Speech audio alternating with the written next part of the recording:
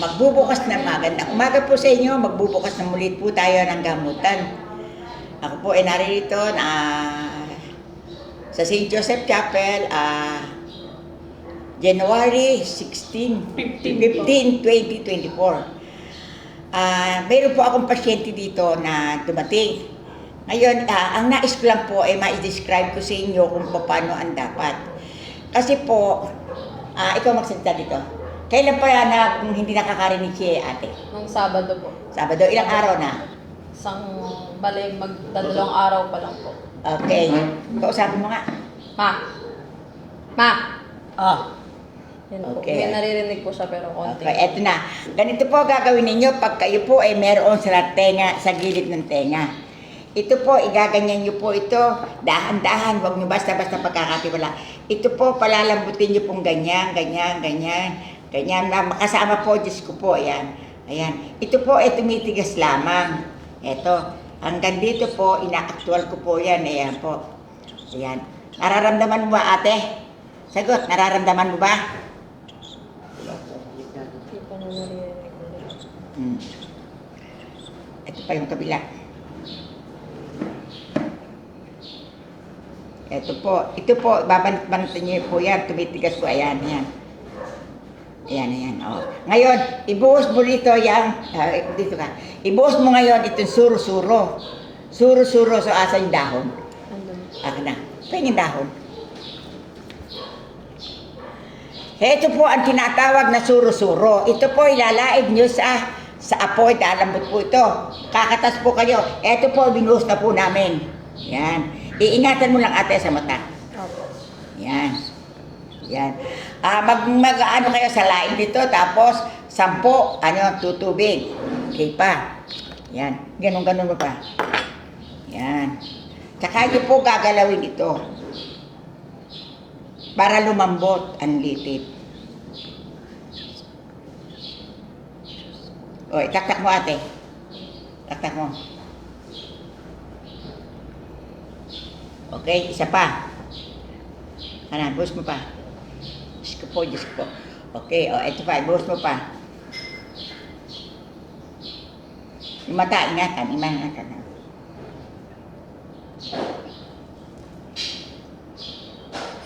Okay, yan. Okay.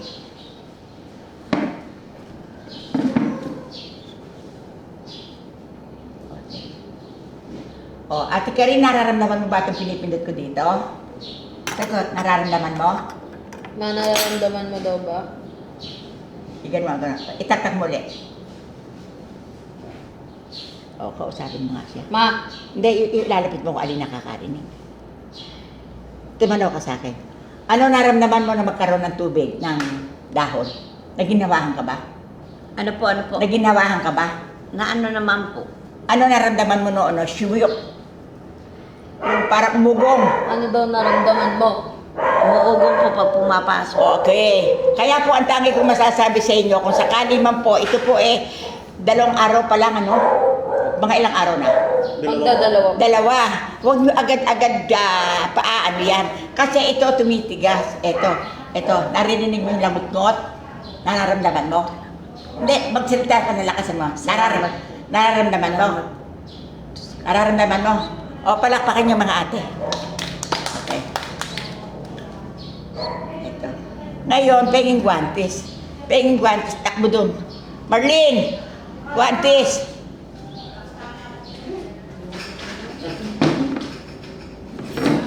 One test daw.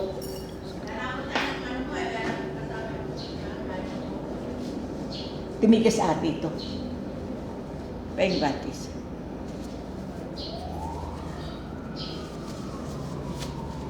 Kagana rin, ha?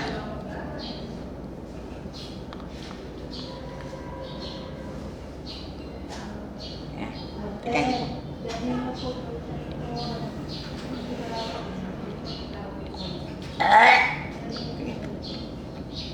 Play mo yan. Ito pa. Sabihin niyo, Diyos ko po.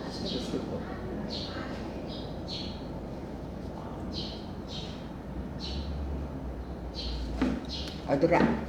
Buka.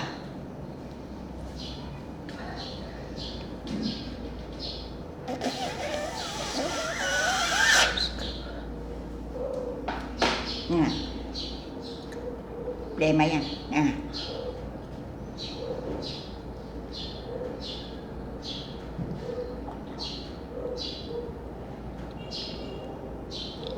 Ah.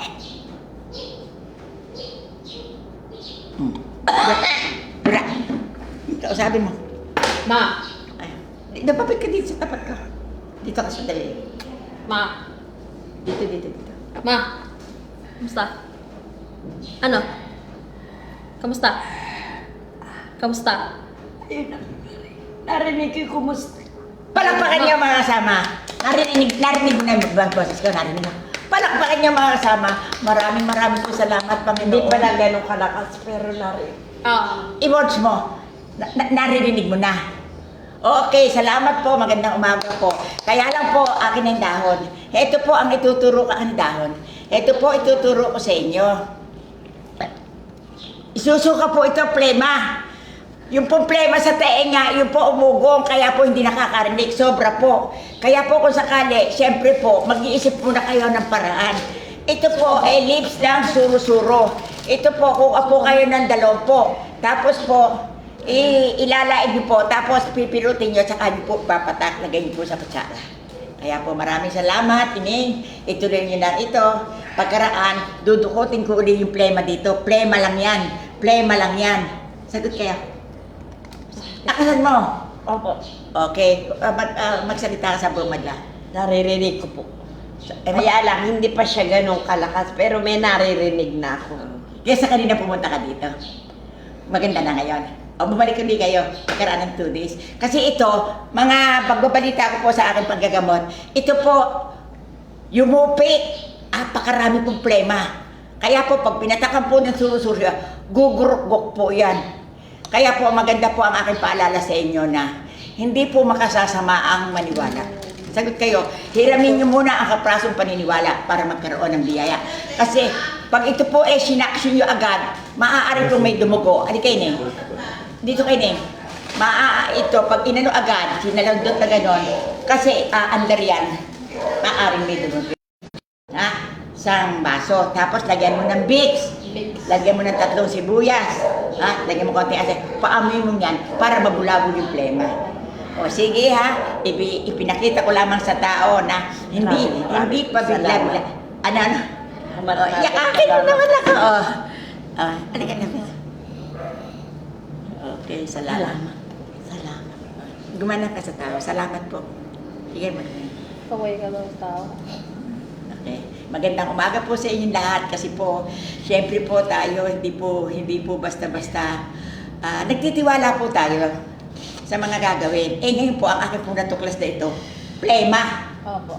Plema tumigas. Plema. May et po, mga plema din.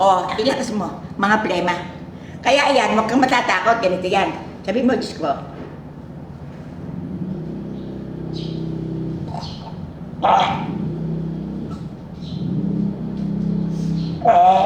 Dura mo yan. Ayan, tema po. Kaya po maraming salamat. Magandang umaga po. At naririto po kami sa St. Joseph Chapel na labis kami nagpapasalamat. At una po ang Diyos, pasasalamat po natin. Kaya po itutuloy natin ang gamutan. Teka saan ka ate? Kamangyanan. Ito, ano ka?